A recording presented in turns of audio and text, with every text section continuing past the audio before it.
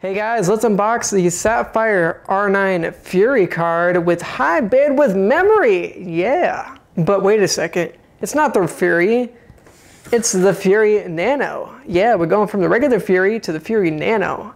So let's see what it's all about. I guess it's actually not called the Fury Nano, it's just the R9 Nano. But it's in a small box, and what can you imagine? It's probably pretty small.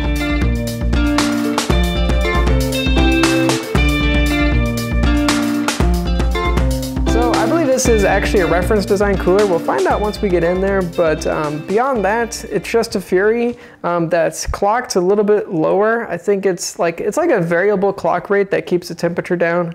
And because of that, TDP on the Fury X is 275.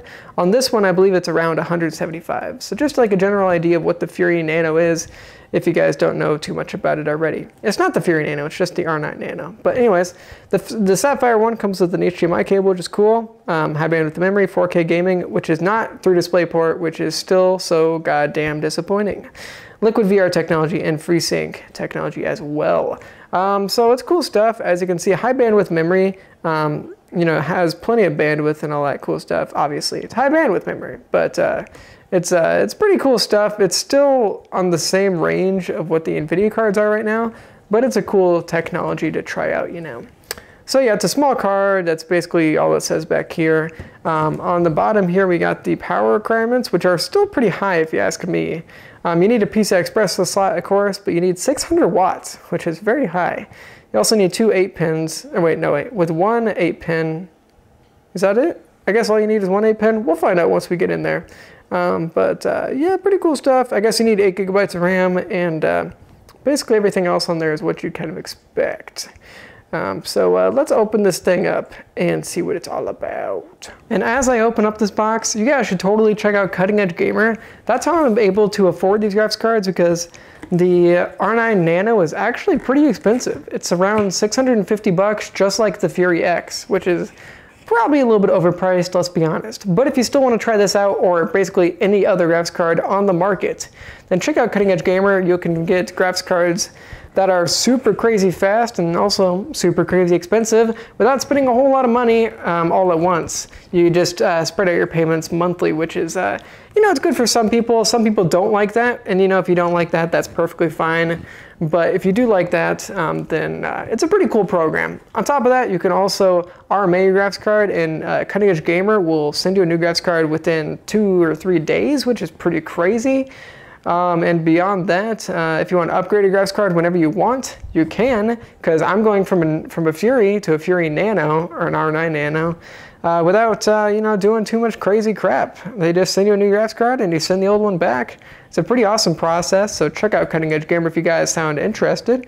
I have a link at the top of the description. And by the way, that helps me out, so if you guys are interested with helping out my channel, then go check out that link and consider signing up for Cutting Edge Gamer. God, I don't know what's up with Sapphire, but on both of their graphics cards I got, man, do they pack that crap tight. Damn.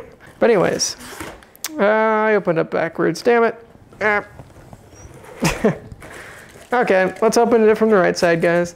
So here we go, ladies and gentlemen. And we got a driver disc with the little sticker, so that's cool.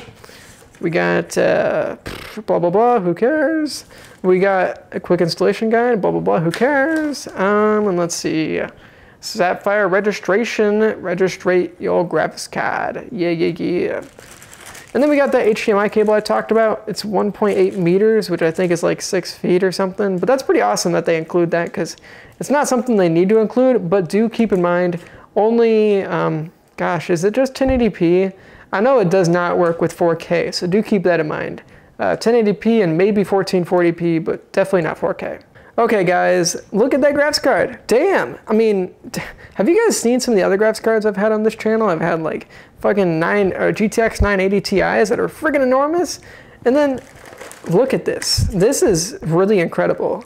Honestly, the regular Fury, or the Fury X is very small. And just holding this in my hand, like, wow, this is a small graphics card. Stop, guys, you need to connect this to your motherboard, powers, your graphics, blah, blah, blah. Obviously, you need to connect this thing to your power supply. Why do they even put that on there? Gosh. Okay, guys, But here we got the graphics card. Wow, is this thing, it's just freaking tiny. I mean, you know, you see it on video and everything, but just seeing it in person, like, damn, this, I mean, wow, it's just crazy. All right, guys, well, let's check out the card really quickly. Man, does that thing look sweet. One thing, other reviewers mentioned it, and they are totally correct about that. The Fury X has like a rubberized texture in this area with all these bumps. This is just plastic, which is kind of lame, but you know, that is what it is. Also, the Radeon logo does not light up here, nor does it there. So that's unfortunate as well, but I guess probably to, you know, cut down size, I guess maybe they had to do that. But, you know, I guess you'll have to get other LEDs in your system.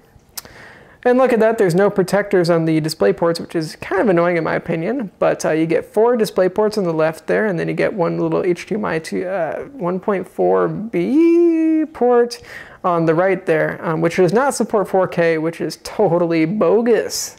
But, you know, AMD is stupid, so that's what they do. As you can see, I've noticed this in other reviews, the fins are placed like horizontally, so air can actually be pushed out the back here, and it can also be pushed out the back that way too, which is cool. So that's nice to see. And there's no heat pipes in there, if you guys are wondering, but apparently, I mean, you know, a card like this is probably going to have some issues cooling, and that's why it bottlenecks the clock speed of it. But watch out for a benchmark video if you want me to see if I can overclock this thing and see how hot it does get. So watch out for that, maybe like a week or 2 after this unboxing comes out. So we got the PCI Express slot right down there. Of course, once again, there's no, well, first off, it doesn't focus, but there's no covers on it, which is kind of lame too. With the $650 card, I would kind of expect there to be, you know, DisplayPort covers and PCI Express covers. There's really no excuse to not have that. And there's also probably not an excuse to not have a backplate on a $650 graphics card. So that's kind of lame. I guess you can see like all the damn transistors back there and all that cool, crazy jazz. But a backplate would totally be great. So Sapphire, you lose 1 point for that. So PCI Express right there, like it said on the box, only one 8-pin, so that's not too bad. And I'm sure if you have some adapters, it'll probably work somewhat decently.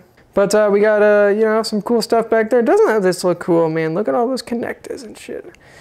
I would like to have a backplate, but it is cool that you can see that it's so populated back there. Wow. And there's also a BIOS switch right there if you guys want to do some BIOS flashing and stuff like that. Yeah, just check that out. Oh yeah. It's kind of blank here though. I wish they added a little bit more.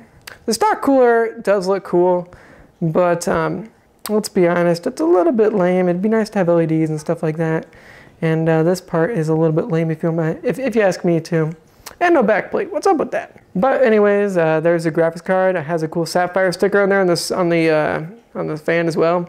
And if you guys are interested about coil whine, how much it has, because these Fury cards tend to have some coil whine, so I'll be talking about that in my benchmark video if you guys are interested. But beyond that, that's pretty much all I got to say about this unboxing video. There really isn't a whole lot to say because this graphics card is, wow, it's just really tiny. Like, that's my hand, that's a graphics card. You cannot do that with many graphics cards, especially $650 ones that are probably very fast. So watch out for my benchmark video in the future, and beyond that, you guys have a crazy motherfucking day. Peace out.